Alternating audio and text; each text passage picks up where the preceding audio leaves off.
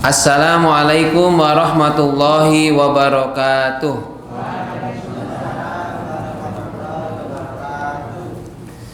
Marilah kita awali kajian malam Rabu Pasolatan malam hari ini dengan bersama-sama berdoa membaca syahadat raditu billah. A'udzu billahi minasy syaithanir rajim. Bismillahirrahmanirrahim. Asyhadu an la ilaha illallah wa asyhadu anna Muhammadan abduhu wa rasuluh. Raditu billahi rabba wa bil islami dina wa bi Muhammadin nabiyya wa rasula. Rabbi zidni ilma warzuqni fahma. Amin. Alhamdulillahi rabbil alamin alladzi faddalana ala katsiri min ibadihil mu'minin. Asyhadu an la ilaha illallah wahdahu la syarikalah wa asyhadu anna Muhammadan abduhu wa rasuluh la nabiyya ba'dah. Allahumma shalli ala Muhammad wa ala ali Muhammad. Amma ba'd. Rabbi shrah li sadri wa yassir li amri wahlul 'uqdatam min lisani yafqahu qawli. Ibu bapak, adik-adik, jamaah kajian malam Rabu Pasolatan Masjid Duruda 19 Grondong rahimakumullah. Alhamdulillah, kita panjatkan syukur kehadirat Allah Subhanahu wa taala atas limpahan nikmat yang dianugerahkan kepada kita semua. Nikmat yang begitu banyak, nikmat yang begitu besar, yang tidak bisa kita sebutkan satu persatu, yang tidak bisa kita hitung dengan alat secanggih apapun jumlah nikmat yang Allah anugerahkan kepada kita semuanya. Selonjoran nikmat tidak? Nih, duduk sila nikmat, dapat minuman nikmat ya. Sandaran itu nikmat semua ya, memang. Dan itu nikmatnya beda-beda. Sama-sama duduk di majelis ini, tapi nikmat yang Allah berikan kepada kita itu Allah berikan sesuai kebutuhan kita, bukan sekedar sesuai keinginan kita. Kadang nikmatnya yang kita inginkan tapi tidak Allah penuhi dulu, tapi Allah cukupkan, penuhi dulu untuk kebutuhan kita. Ya. Oke. Gas, apa kabar? Baik-baik saja. Ada sekarang lancar atau susah? Lancar. Oke, alhamdulillah. Gasnya menurut jenengan ini intermezzo. Perlu dibatasi atau seperti dulu gitu? Oke, dibatasi boten. Gasnya harus dibatasi ya. Kalau tidak, bagaimana kata Pak Menteri atau Pak siapa? Pak Bahlil ya. Kalau menurut saya gas itu tetap harus dibatasi, apalagi ibu-ibu ya. Terus gimana dong, nggak bisa masak? Ya maksudnya dibatasi itu biar tidak ngegas terus ya. Cuma kalau gasnya nggak dibatasi kok gas terus, suaminya yang repot nanti ya. Ya gaspol ya. Nih, ya itu masalah dinamika. Jadi kita dianjurkan oleh Pak Prabowo untuk berhemat. Prabowo berarti mengamalkan sunnah Rasul ya, suruh berhemat. Cuma tidak mengutip hadis, tidak mengutip ayat, hanya berdasarkan rasionalitas keuangan APBN yang sedang minim ya. Ya kalau kita hemat karena memang Ya perlu dihemat, kalau nggak hemat rasa urip ya. Ya. Oke. Begitulah. Adinahimukumullah, alhamdulillah ini pertemuan ke-219 hari Selasa tanggal 11 Februari 2025. Jadi setahun kalau hitungan Masehi ayah kami meninggal ya. Tahun yang lalu hari Senin. Oke, adinahimukumullah. Malam hari ini kita akan melanjutkan sebagaimana disampaikan minggu lalu. Selama Februari ini kita akan seriesnya itu serial tentang arah kiblat. Kalau kemarin sejarah arah kiblat, malam hari ini kita akan bahas sedikit mengenai amalan-amalan yang terkait dengan arah kiblat. Kok bahasnya itu? Ya tidak apa-apa. Terkait dengan persolatan ada hubungannya. Jadi arah kiblat itu punya peran istimewa, punya nilai tersendiri untuk umat Islam. Sebagai patokan seseorang muslim, musolli, terutama orang yang sedang sholat, harus menghadap kiblat.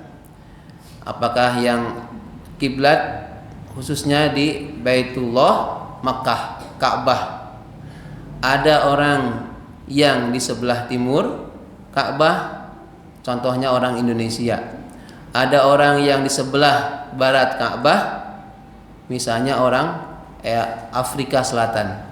Ada yang utaranya Ka'bah, seperti Palestina CS ke belakang sana, ke utara, ke Eropa sebagian. Kalau yang selatannya ada beberapa negara di Jazirah Arab. Terus kalau Laut Selatan menghadap kemana kiblatnya? Nah, Laut Selatan itu masih wilayah Indonesia. Jadi kalau mau sholat di tengah laut selatan sana, menghadapnya ke arah barat. Ya, bukan ke arah timur. Ke arah barat, arah khususnya di mana letak Ka'bah berada. Gihadinakumullah, ada amalan-amalan yang itu terkait dengan arah kiblat. Ada beberapa, sebagian Bapak Ibu sudah paham, tapi kita ingatkan, nanti kita ambil hikmahnya apa. Yang pertama adalah sholat. Ini jelas termasuk yang kita bahas di antara syarat sah sholat, yaitu menghadap kiblat.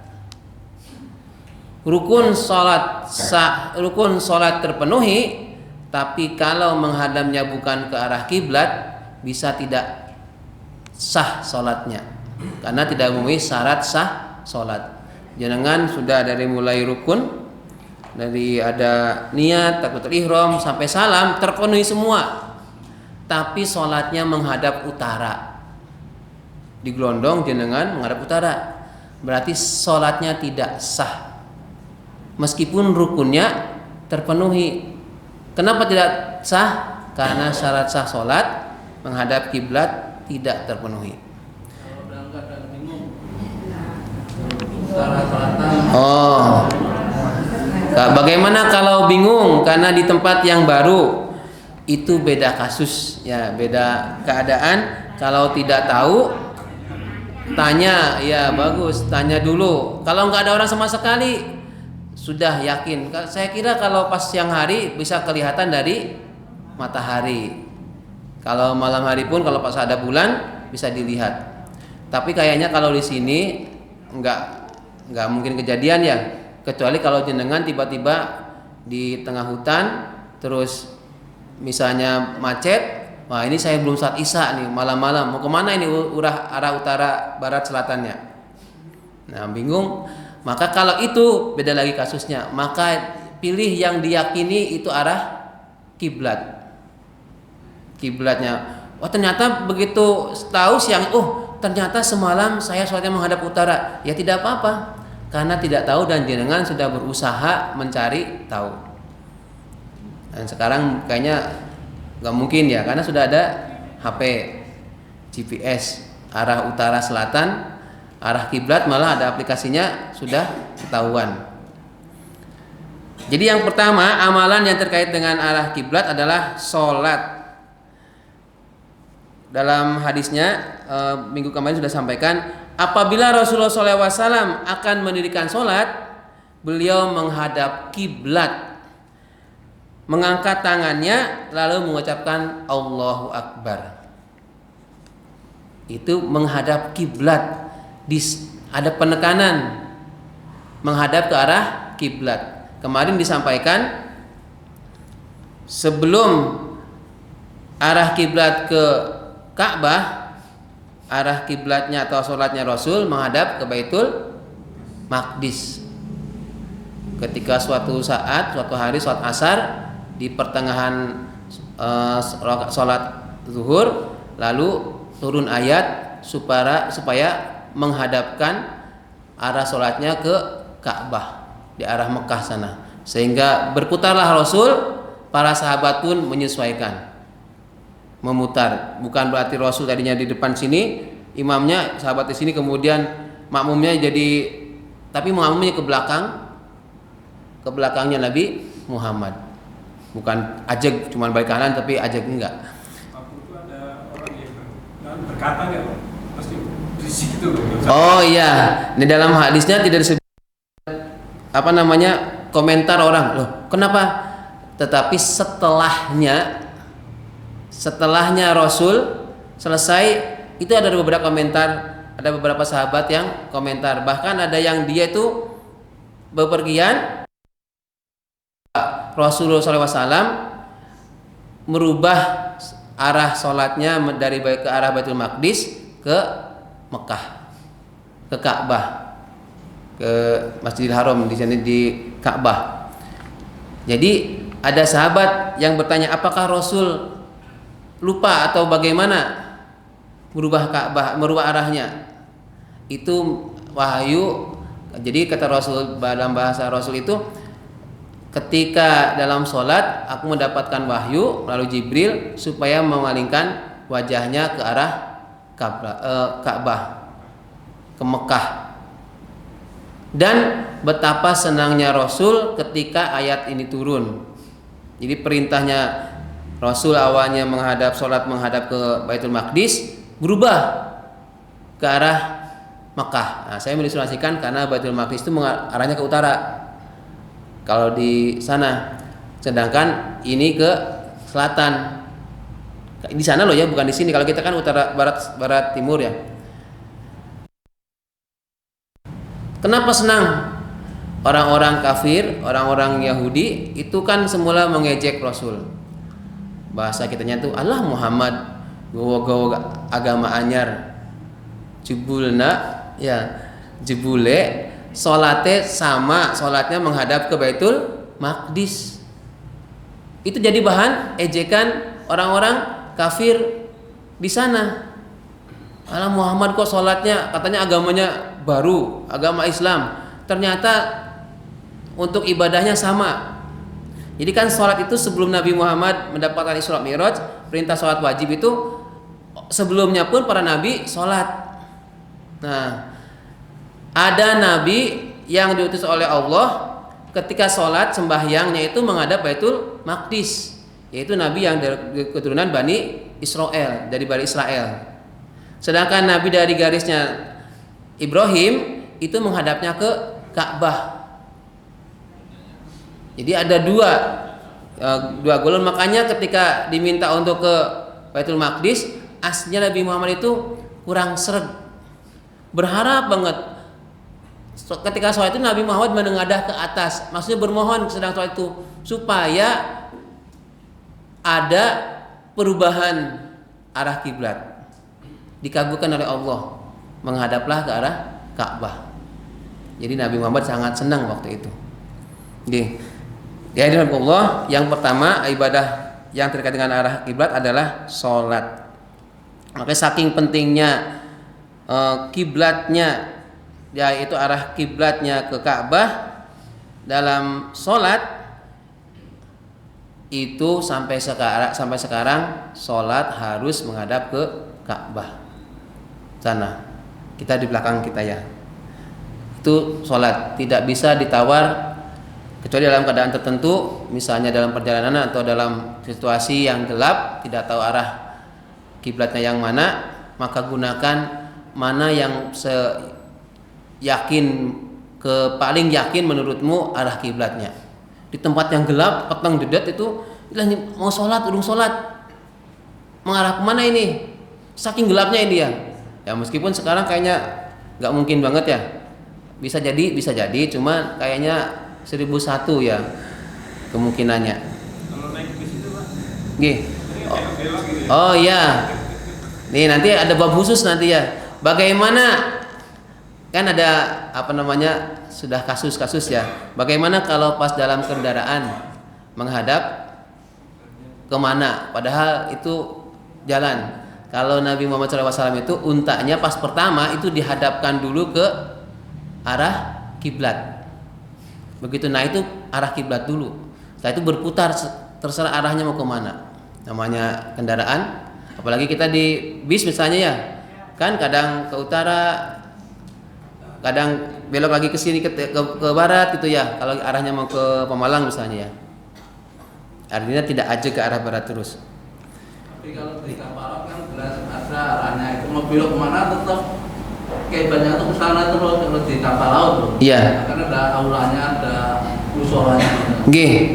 Ya kalau arahnya kemana dulu ya, kalau misalnya dia berputar tidak selurus dengan yang dituju, mungkin bisa berubah juga ya di kapal laut. Begitu.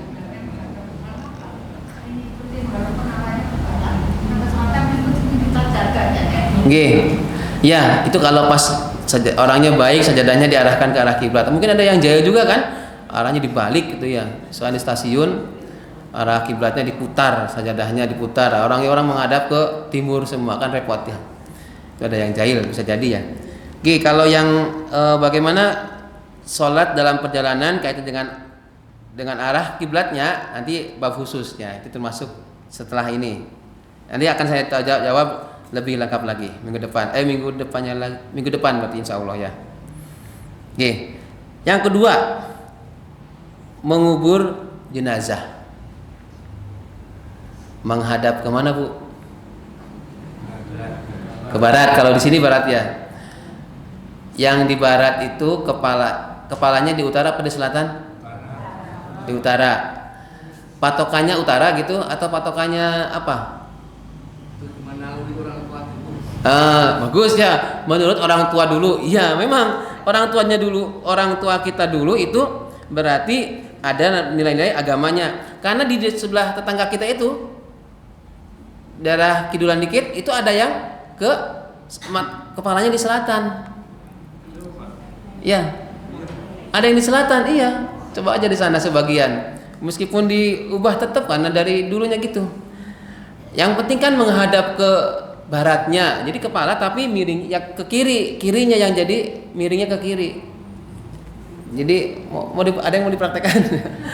Nah, jadi sebelum Bapak Ibu nanti diarahkan ke arah kiblat ya, dipaksa ke arah kiblat, sekarang kita sinau latihan sholatnya ke arah kiblat. Ya.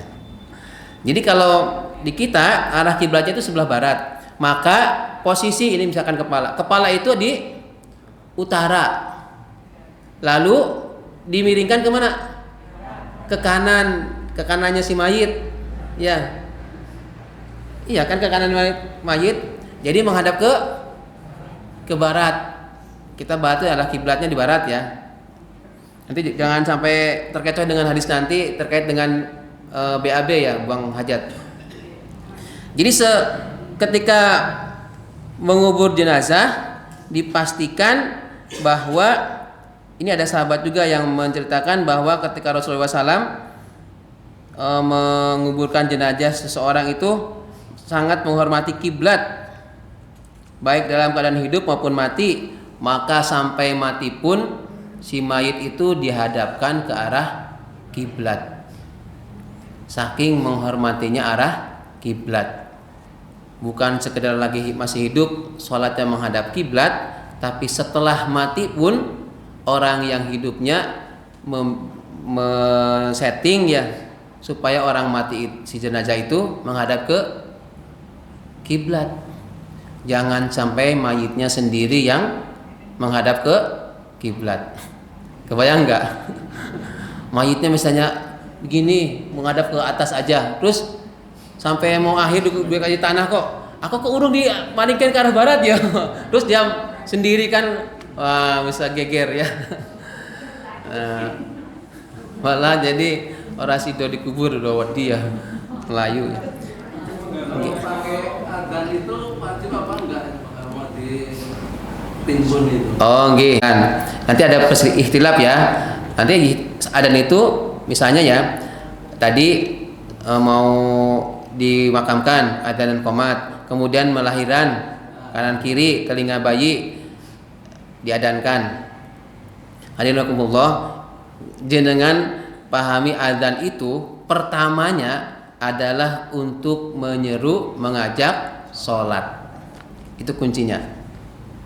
Jadi tidak diajarkan oleh Rasul mengenai adzan mengadani bayi yang baru lahir di sebelah kanannya bayi dan mengqomatinya di sebelah kirinya.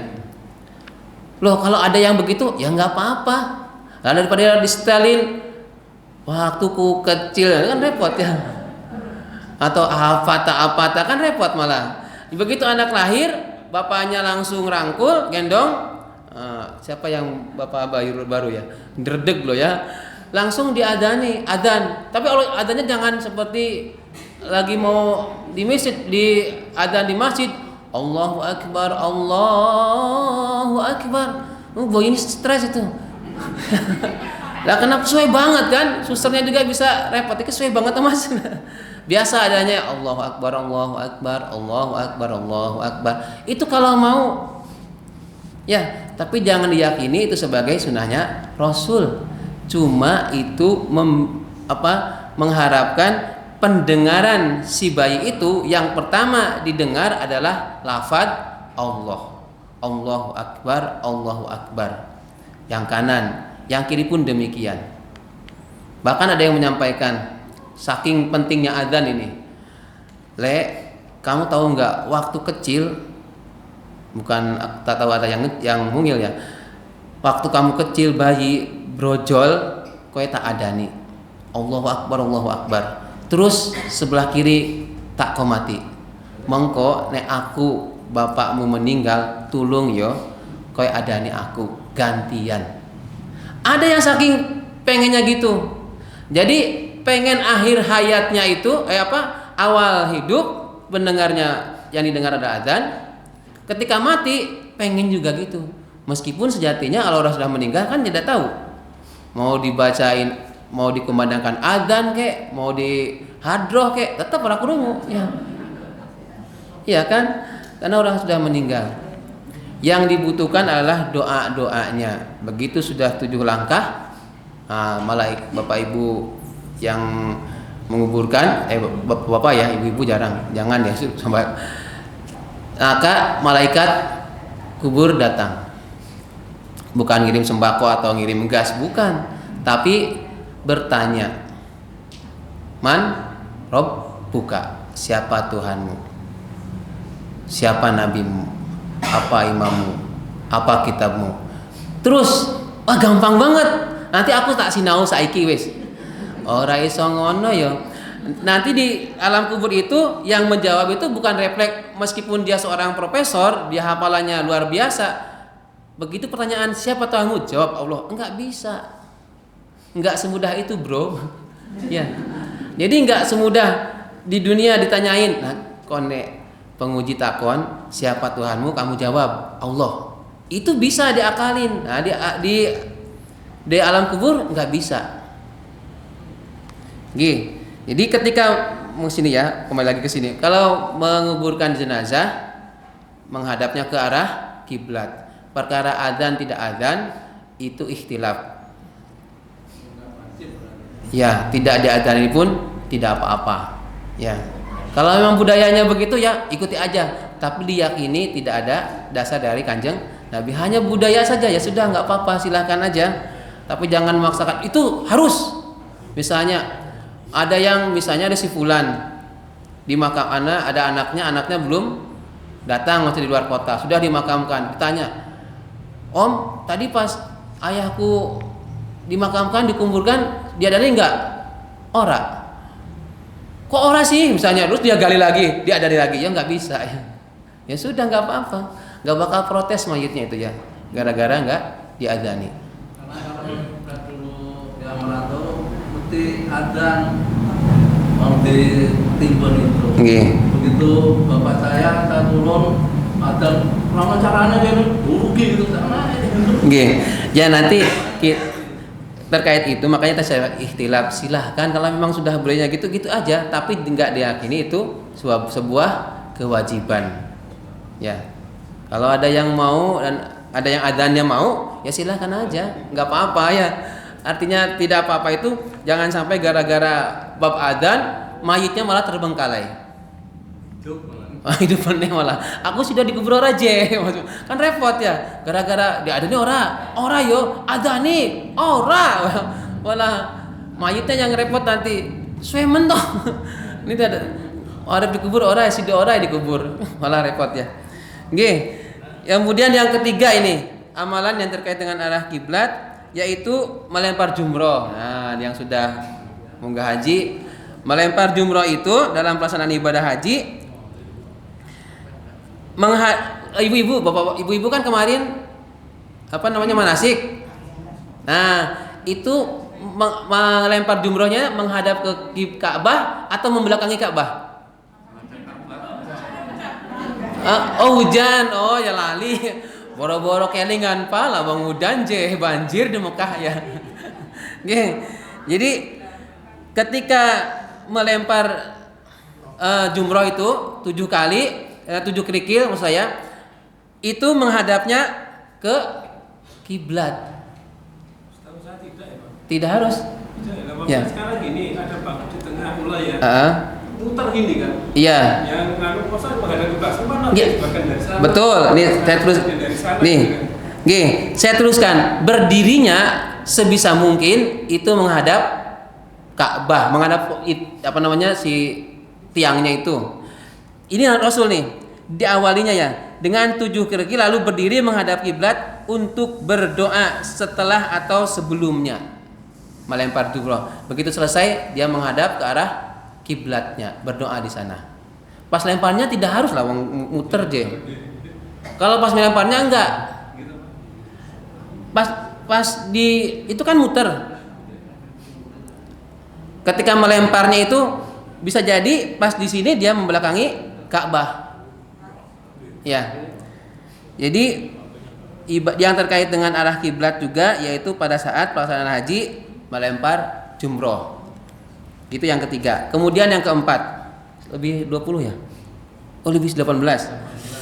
Yang kemudian yang keempat, ketika berdoa dan berzikir. Sebisa mungkin ketika berdoa atau berzikir itu menghadap kiblat.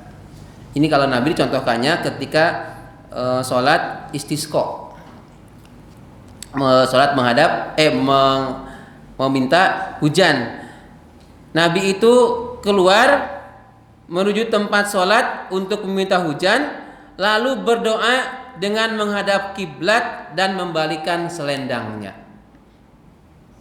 Jadi setelah sholat, kemudian ketika berdoanya, Nabi itu menghadapnya ke arah kiblat.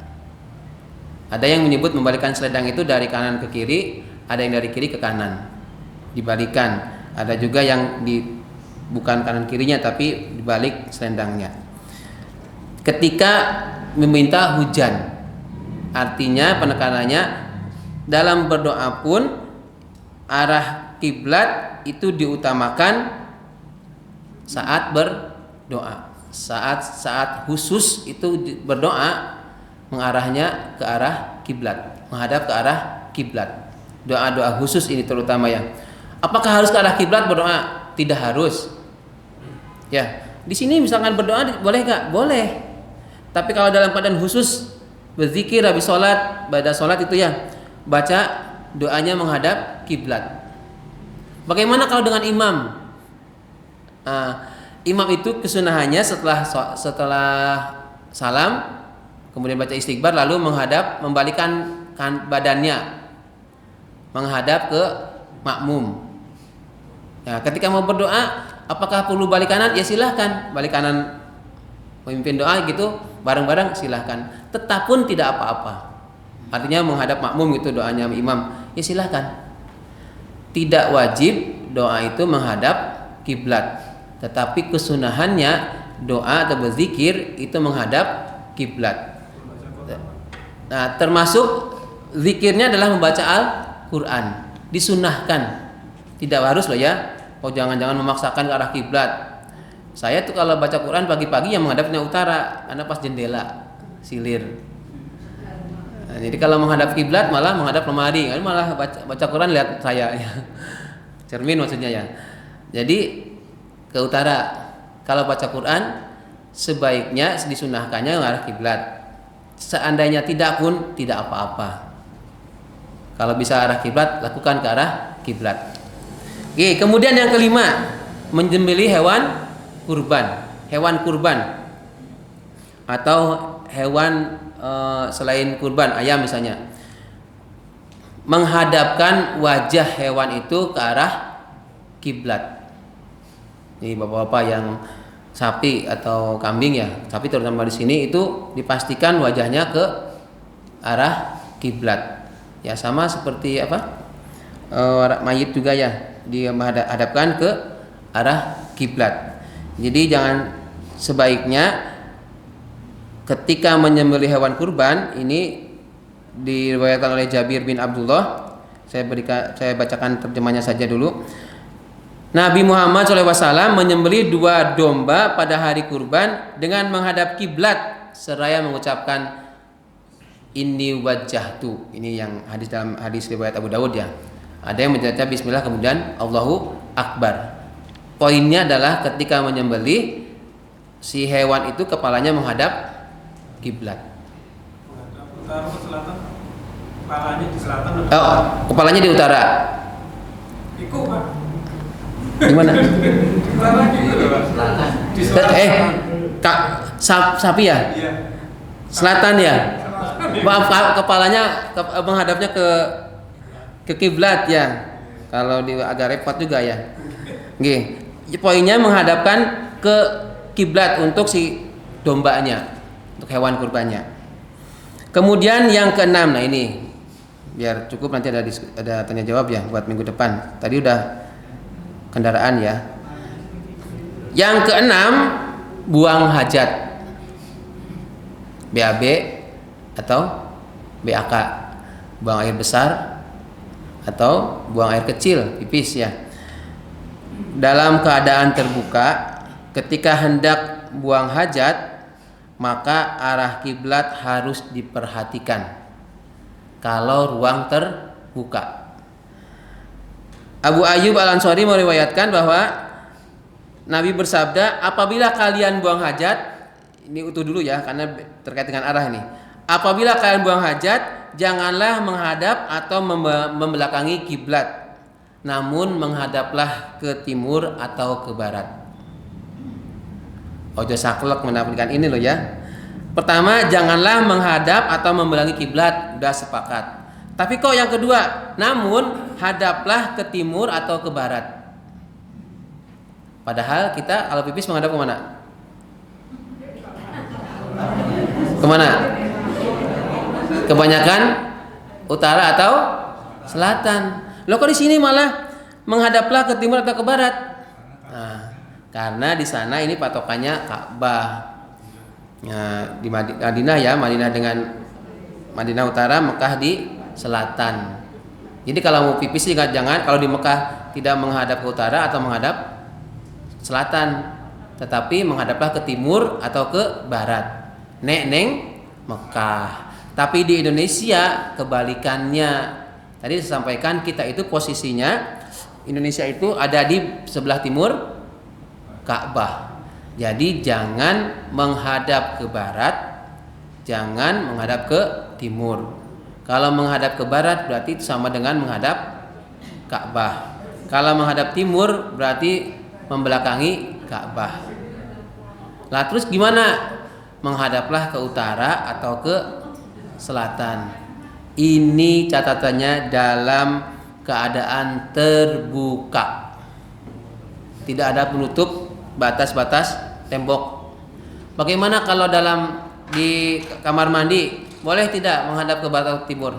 Karena ada penutupnya itu boleh.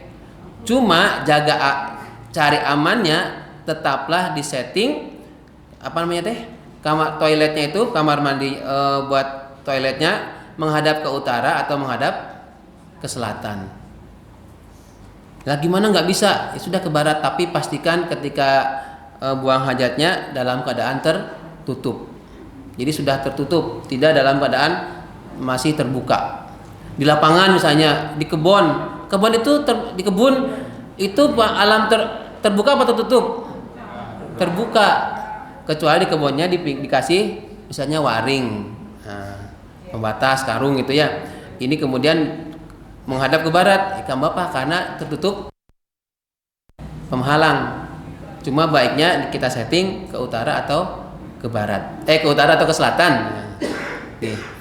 Ada yang kalau pipis ke barat, arah barat? Ada, karena kayak di perumahan itu kan biasanya nggak ada posisi semua, maka kita harus gini kan repot gitu loh.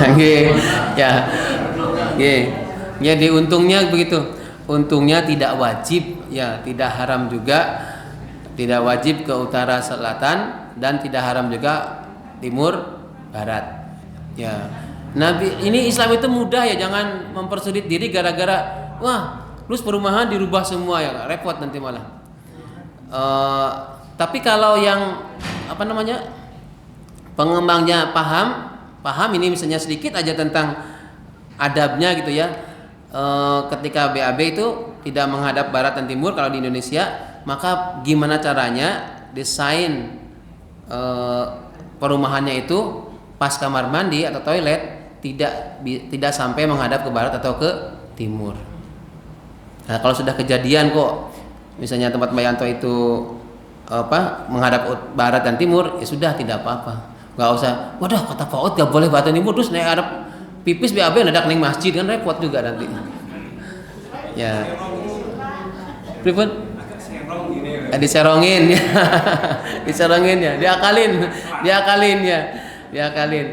Ya sudah pinter-pinter lah. Nggih. Ya kalau yang masih jembar ya kayak mepet ngepas banget ya agak repot. Nggak ada pakai toilet, jadi di bawahnya aja mau nggak ada mana kan agak bebas gitu. Jadi pokoknya gini Bapak Ibu, kalau disunahkannya, dianjurkannya itu jangan menghadap atau membelakangi kiblat, tapi menghadaplah ke timur atau ke barat. Kalau di Indonesia menghadaplah ke utara atau selatan. Ini larangannya tidak bersifat dihukumi haram ya, tidak dihukumi haram. Kalau menghadap ke barat haram, enggak disebut sebagai hukuman statusnya haram atau wajib, itu tidak. Tapi ini adalah kesunahan, sifatnya anjuran. Sebagaimana halnya ketika makan kanan pakai tangan kanan, iya. Kalau tangan kiri makannya setan. Lalu bagaimana kalau ada orang yang makan tangan kiri? Diingatkan. Kalau nggak tahu bagaimana dia misalnya, mohon maaf ya, kidal, ya sudah nggak apa-apa, nggak wajib juga. Yang penting bagaimana makan itu masuk ke dalam mulut dengan cara yang benar, baik ya. Perkara dia diingetin kok masih juga ngeyel, sudah kita ngingetin, tugasnya mengingatkan. Oke, cukup dari saya untuk materi amalan yang terkait dengan arah kiblat. Besok kita akan mulai ke bagaimana kait dengan sholatnya ya, sholat di perjalanan arahnya kemana, arah kiblatnya bukan hanya pas perjalanan, tapi dalam sholat khauf juga, dalam keadaan takut peperangan. Nah, kita insya Allah aman ya, tidak dalam keadaan perang. Tapi bisa jadi suatu saat dalam keadaan ketakutan gitu ya, kita menghadapnya kemana? Apakah harus ke barat, ke arah kiblat atau tidak? Oke, cukup. Silahkan bertanya. Ada waktu 3 menit. Dari sisi timur, sisi apa namanya deh, kanan, selatan. Monggo Pak. Pertanyaannya libur. Pak Jamhar. Maaf Pak. Jadi pada saat orang meninggal kan dikubur ya menghadap ke barat ya. Jadi itu nggak Pak menggambarkan sunahnya Nabi pada saat tidur ya. Tidur kan sambil menghadap barat seperti ini. Tengah kiblat Pak. Iya, tengah kiblat. Nggih. Bagus pertanyaannya. Ini apakah juga mengingatkan sunahnya Rasul ketika tidur? Ya, Rasulullah SAW itu ketika tidur itu apa ini? Tangannya nempel ke pipi kanan menghadap ke kiblat. Kalau di sini di kita berarti kepalanya di utara. Tidurnya pakai pipinya itu tangannya nempel ke pipi. Itu menunjukkan kesederhananya Rasul ya, bukan bantal yang empuk, tidak, tapi menggunakan ini. Ada yang berani tidur semalaman pakai gini. Kalau nggak biasa bisa nantinya ini ya.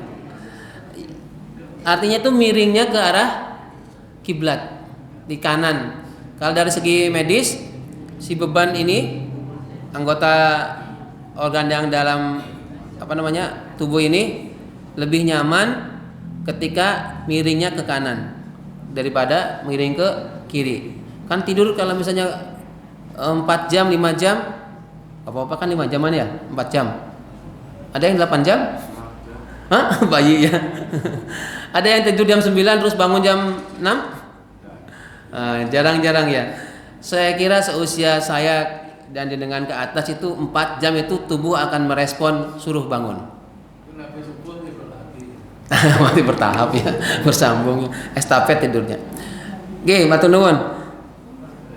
Lanjut. Pak Haris, enak banget ya adanya itu sampai pules. Memang pengajian itu bikin sejuk ya dan bikin tenang sehingga pules ya. Ada Bu? Tanya, tidak ada. Kalau tidak ada nanti Pak Widi siap-siap adzan ini. Saya satu. Pak Uji. Itu masalah belajar Islamnya KTP. Itu kalau meninggal wajib disolatkan enggak? Islamnya KTP. Islam KTP. Islam tidak pernah sholat. Oh iya. Oke, terima kasih. Bagaimana kalau ada orang yang meninggal KTP-nya Islam? Selama dia pernah bersahadat, asyhadu an la ilaha illallah, maksudnya dia sudah mengikrarkan Islam, kemudian dia tidak ada saksi, tidak ada orang yang memastikan dia itu murtad, maka sholat fardu kifayah, minimal 1 orang itu menyolatkannya sekampung ini. Fardu kifayah itu. Meskipun dia Islam, kalau tahu sholat, tapi dia bersahadat, itu masih Islam, masih Islam. Kecuali orang tahu sholat terus menyatakan aku saiki ora Islam, misalnya dia dibaptis misalnya, nah sudah enggak usah disolatkan, karena jelas kalau belum ada saksi yang mendengar bahwa si fulan itu masih Islam, masih meskipun enggak pernah sholat gitu ya, tetap disolatkan. Tugas yang masih hidup adalah menyolatkannya. Hukumnya fardu kifayah, minimal 1 orang menyolatkan, yang lainnya sudah tidak usah. Kalau menyolatkan itu lebih bagus. Nggih, kita nggih Pak Uji. Kalau membenarkan imam yang salah pada saat harusnya sujud kedua dia malah naik. Nggih.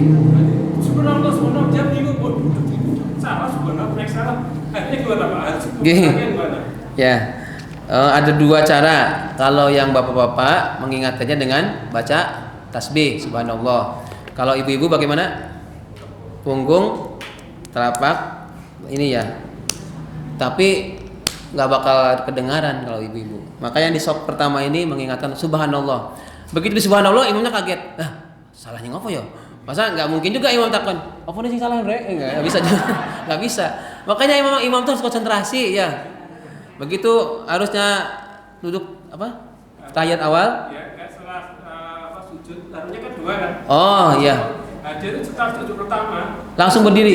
Oh iya. Jadi bingung dia. Nggih. Itu salah, berdiri salah gitu. Terus makmumnya sujud. Ya bagus. Ya kabayanku itu. Ya bagus. Ya benar kabayannya. Jadi caranya maksudnya benar, tapi caranya yang nggak benar ya. Mengingetin, tapi mengingetinnya dengan mam sujud mam gitu kan. Ya nggak bisa. Makanya jadi imam tuh harus konsentrasi full ya. Kadang kalau nggak mood mending nggak usah jadi imam ya.